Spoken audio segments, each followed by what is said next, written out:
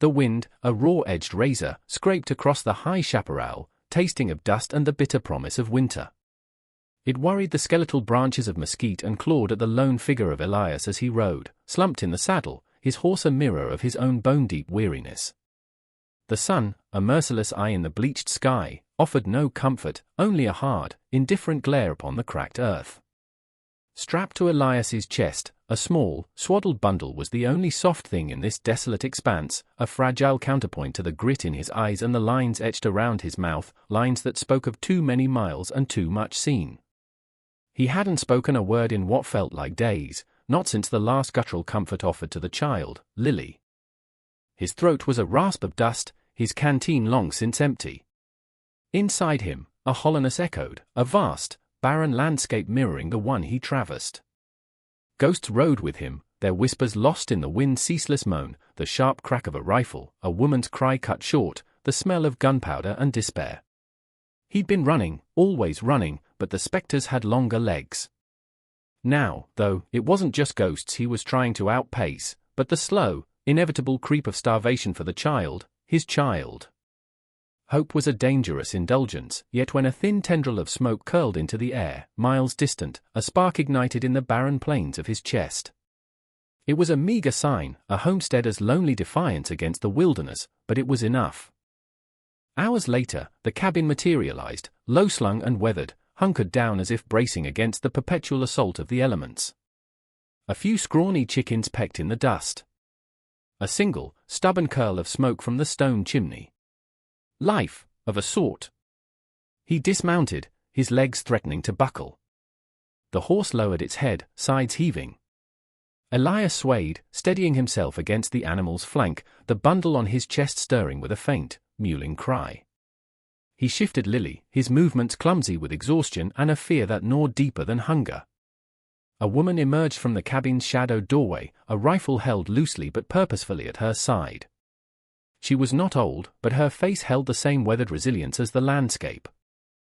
Her eyes, the color of a stormy sky, were direct, missing nothing of his ravaged state, the desperation clinging to him like trail dust.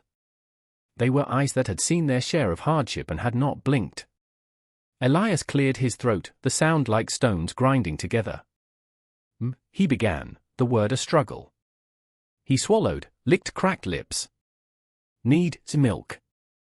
For the child he fumbled with the worn blanket, revealing the infant's tiny, pale face. Lily's cry, though weak, was undeniable. The woman's gaze dropped from his to the baby. For a long moment, she said nothing. The wind whistled around the corners of the cabin, a mournful sound.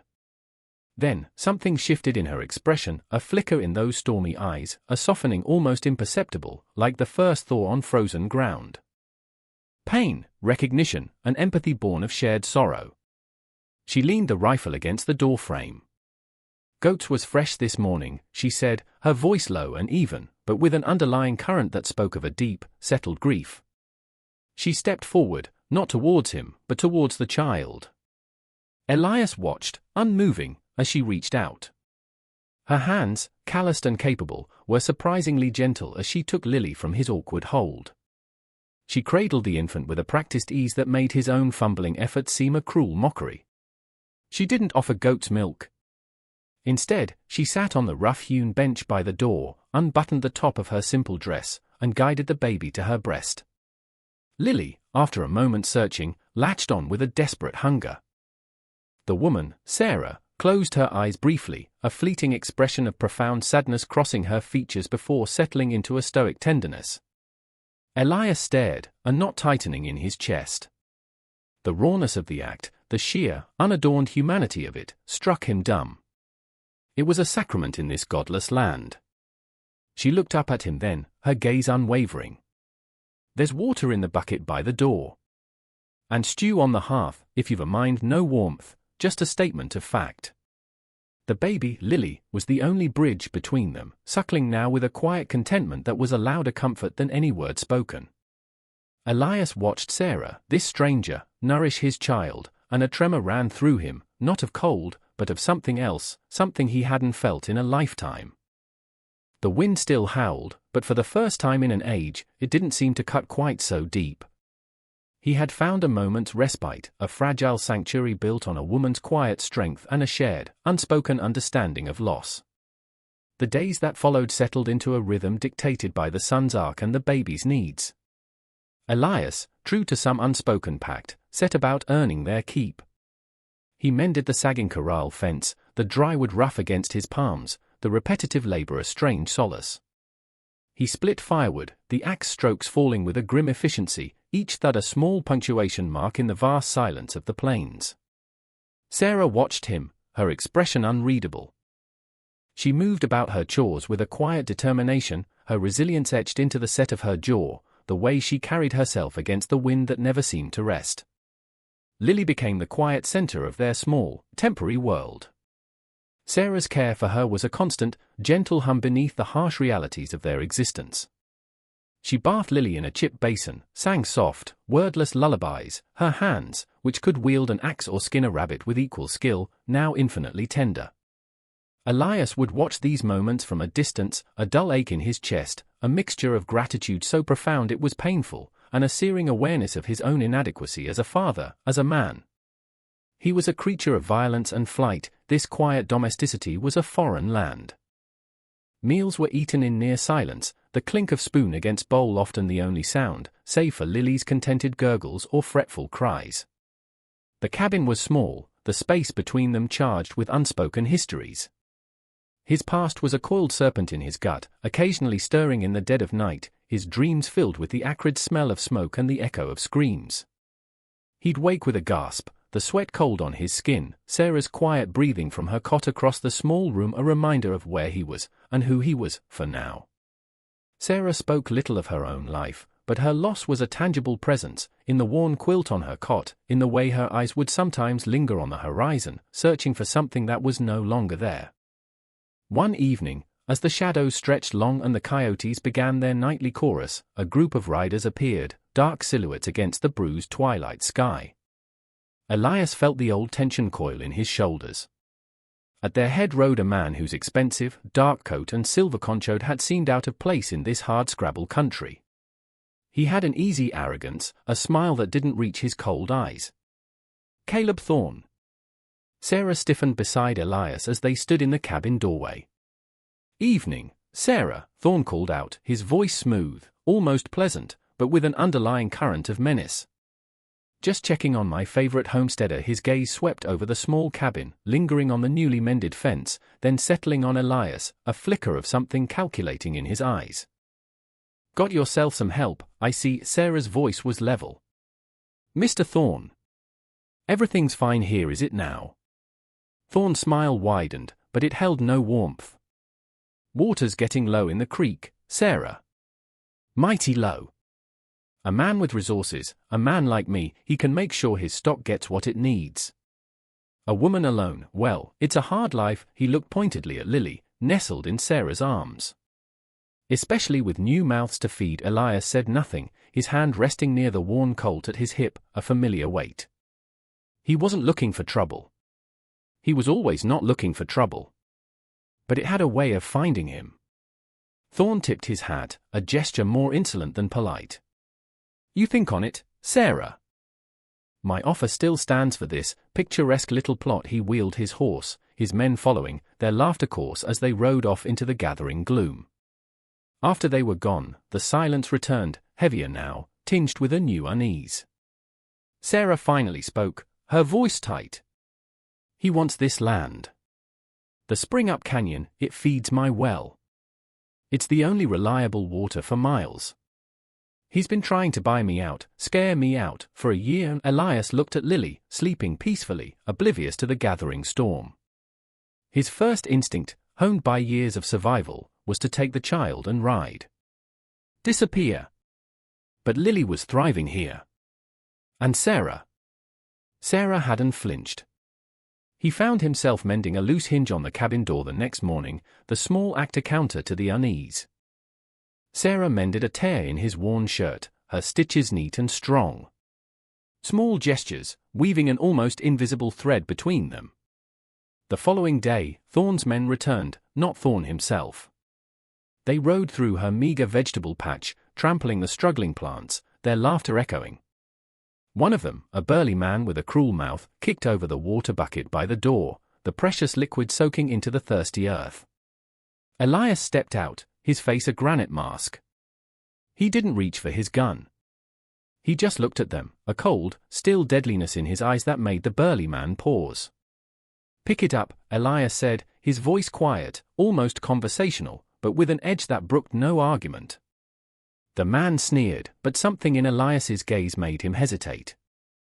After a tense moment, he grudgingly righted the bucket. They rode off, grumbling threats. Sarah came to stand beside him, watching them go. The choice was no longer abstract. Trouble hadn't just found him, it had looked him in the eye and dared him.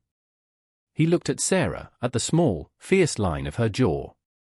He looked at the cabin, a fragile bastion against the wilderness and the wickedness of men. He thought of Lily, her small, trusting face. Running felt like a betrayal he could no longer stomach. Elias didn't announce his decision in words. He simply picked up his axe the next morning and began reinforcing the weak spots in the corral, his movements deliberate, imbued with a new resolve. Sarah watched him for a moment, then nodded almost imperceptibly and went to fetch water from the well, her steps a little lighter. A silent accord had been struck. He was staying. The work of fortifying the homestead became their shared language. He showed her how to brace the cabin door, how to sight along a rifle barrel for true aim. She, in turn, showed him the secret places where wild herbs grew, the ones that could draw out fever or soothe a wound. Their hands brushed occasionally, a fleeting contact that sent a jolt through the quiet air between them. Thorne's methods were a dark mirror to Elias's own buried past, the casual cruelty, the abuse of power. He'd ridden with men like Thorne, had been a man capable of such things before Lily, before the breaking point that had sent him wandering. This, then, was a penance of sorts, a chance to stand on the other side of the line. One afternoon, a lone rider approached. Not Thorne's men, but Sheriff Brody, his face etched with the weariness of a man fighting a losing battle against the encroaching tide of lawlessness. His badge was dulled, his eyes tired. He dismounted, accepting a ladle of water from Sarah. "Heard Thorne's been paying you visits, Sarah," Brody said, his gaze shifting to Elias. "And you, mister?" "Call me Elias." Brody nodded slowly. "Thorne's a hard man to pin down. Got money, got influence. Got men who ain't afraid to get their hands dirty." He looked around the homestead. "Trying to make a stand here is like trying to spit back a dust storm." His eyes met Elias's. "Some men, you can't reason with. Some troubles, you gotta meet head on, or they consume you." It wasn't advice, not quite. More an observation from a man who'd seen too much. He mounted up. "Just, be careful. Both of you." His departure left a heavier silence. A trip into the sparse settlement a few days later for meager supplies confirmed Brody's assessment. The few remaining townsfolk scurried past, their eyes downcast, fear a palpable shroud over the dusty street. Thorne owned the saloon, the general store, the livery. He owned their fear. Only Old Man Hemlock, the blacksmith, met Elias's gaze with a spark of defiance, giving him a curt nod as he loaded flour and beans into his saddlebags. Back at the homestead, the quiet moments with Lily became more precious. Elias found himself talking to her, soft murmurs about her mother, Anna. "She had your eyes," he'd whisper, tracing the baby's eyebrow with a calloused finger. Anna laughed like wind chimes. Sharing these fragments with Sarah felt like uncovering a deeply buried part of himself.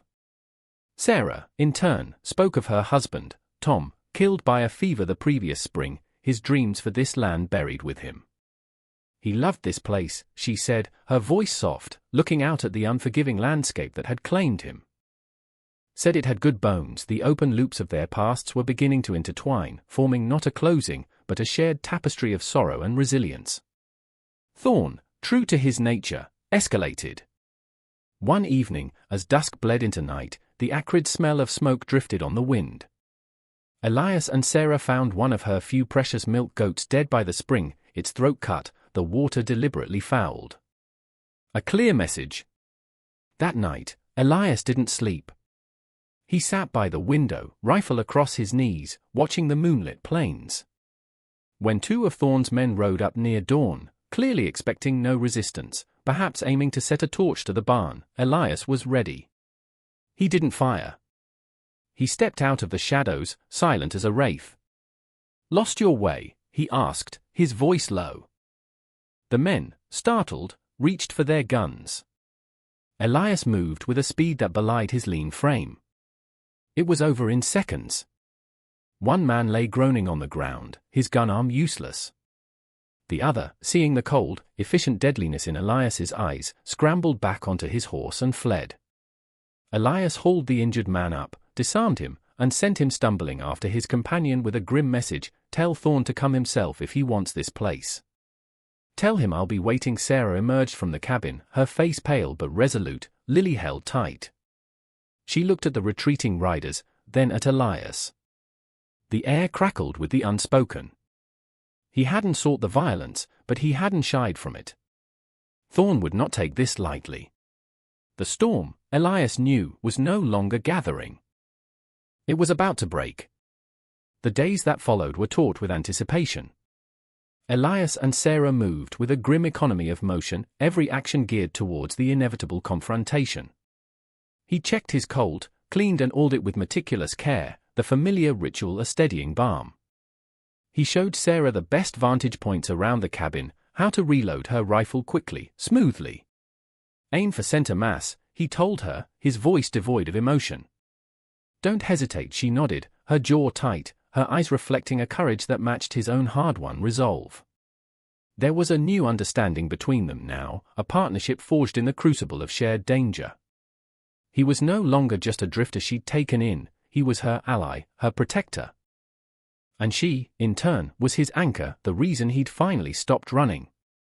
He found himself thinking of Anna, of the life they might have had, the ghosts of his past swirling like dust devils. He'd failed her, failed others. But Lily was here. Sarah was here. This small patch of unforgiving land had become a battleground for his soul. "I'm done running, Sarah," he said one evening, the words quiet but firm, as they sat by the fire, Lily asleep in a makeshift cradle nearby. "Whatever comes, I'm done." She met his gaze, a flicker of something deep and knowing in her eyes. "Me neither, Elias." The waiting was the hardest part. The wind seemed to hold its breath. The vast sky pressed down, heavy and oppressive. Each snap of a twig, each distant cry of a coyote, sent a jolt of adrenaline through them. They took turns watching, sleeping in short, uneasy bursts. Lily, sensing the tension, was fretful, her small cries a poignant counterpoint to the grim silence. Then, under the cloak of a moonless night, they came. Thorn didn't send his lackeys this time. He rode at the head of a half-dozen men, their faces grim in the starlight, their intent clear. They moved with a chilling purpose, fanning out to surround the small cabin. Elias was positioned by a narrow window, his rifle cool against his cheek. Sarah was near the back, covering the other approach, her own rifle ready. Lily was bundled in the safest corner of the cabin, behind sacks of flour and beans, a small, innocent prayer in the heart of the storm. The first shot shattered the night's stillness, a muzzle flash briefly illuminating Thorn's snarling face. "Burn them out," he roared. Elias didn't waste lead. He sighted, squeezed the trigger. A cry of pain from the darkness. One less. Sarah fired, her shot true, another attacker stumbling back. The fight was a chaotic ballet of muzzle flashes, splintering wood, and the acrid smell of gunpowder. Elias moved with a deadly grace, a phantom in the shadows, his past life as a man of violence serving him now in a cause he could believe in. He fought not with hatred, but with a cold, focused determination to protect what was inside these fragile walls. Sarah was a rock, reloading, firing, her fear transmuted into a fierce, protective rage. She wasn't just defending her home, she was defending her right to exist, her right to hope. A bullet ripped through Elias's sleeve, stinging his arm. Another grazed his temple, drawing blood that trickled into his eye. He ignored the pain, his focus absolute. He saw one of Thorn's men trying to reach the side of the cabin with a torch. Elias fired, the man dropping the flaming brand as he fell. The fire sputtered out in the damp earth. The battle raged, a microcosm of the endless struggle between greed and resilience, despair and courage. Just when it seemed their ammunition was dwindling, their strength fading, a new sound cut through the din, the thunder of more hooves, shouts from a different direction. Sheriff Brody, flanked by a handful of townsfolk, Old Man Hemlock among them, his forge hammer held like a war club, rode into the fray. They didn't turn the tide entirely, but their arrival was a shock to Thorne's men, a sign that the reign of unopposed tyranny was perhaps over. Some of Thorne's men broke and ran. Thorne, enraged, tried to rally them, but found himself increasingly isolated. He spurred his horse towards the cabin, a wild, desperate look in his eyes, his pistol raised. Elias stepped into the open, facing him. "It's over, Thorne," he said, his voice carrying over the fading sounds of the fight. Thorne fired. The bullet whined past Elias's ear. Before Thorne could fire again, Brody's shot caught him in the shoulder, knocking him from his horse. He lay on the ground, clutching his arm, his arrogance finally broken, replaced by a mask of pain and disbelief. Dawn was breaking, painting the eastern sky in bruised purples and pale pinks. The air was thick with smoke and the metallic tang of blood. The homestead, though scarred, still stood. The first light of dawn cast long, somber shadows over the aftermath. 2 of Thorne's men lay dead. Others had fled or were captured by Brody and the now grimly determined townsfolk. Thorne himself, his face pale and twisted in pain, was being bound, his curses a bitter counterpoint to the chirping of awakening birds. Elias leaned heavily against the cabin wall, the adrenaline ebbing, leaving behind a bone-deep weariness and the throbbing pain in his arm and temple. Sarah was there instantly, her face smudged with soot and worry, tearing strips from her petticoat to bandage his wounds. Her touch was gentle, firm. "You're hurt," she said, her voice husky. "It'll mend," he replied, his gaze meeting hers.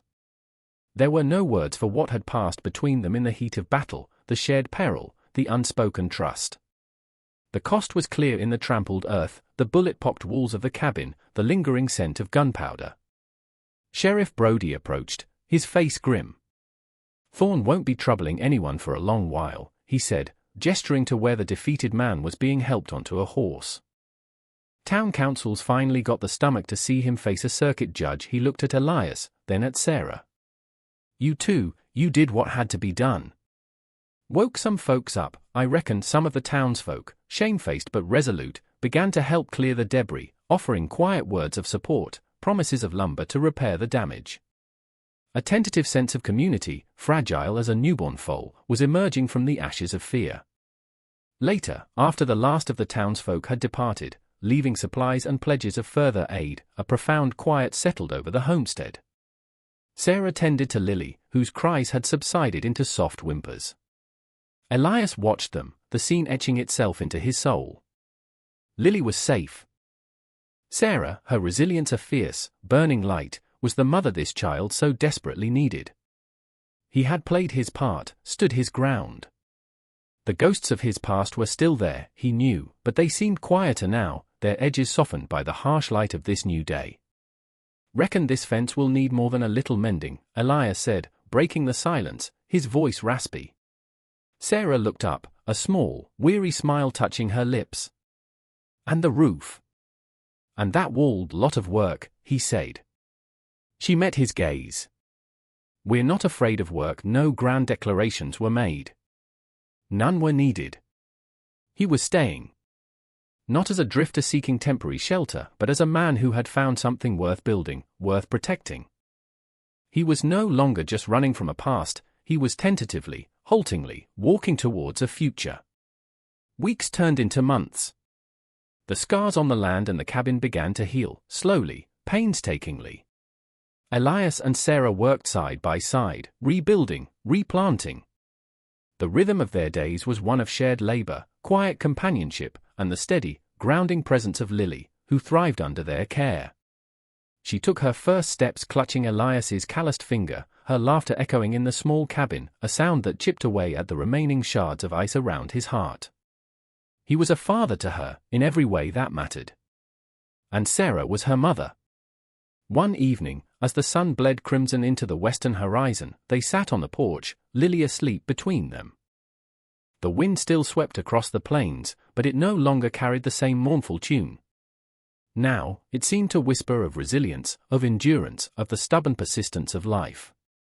Elias looked at Sarah, her profile outlined against the fading light, her strength and quiet echo of the enduring land itself. He had come to this place broken, haunted, seeking only to survive.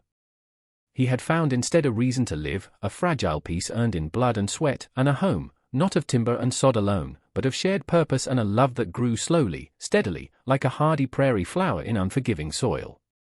He was no longer just the drifter. He was Elias, a man who had faced his demons and found, in the heart of desolation, a place to finally stand his ground, a place where he belonged. The journey from weariness and tension had been long and fraught, but here, under the vast, starlit sky, a quiet hope had taken root, as resilient and tenacious as the woman beside him and the child who embodied their future.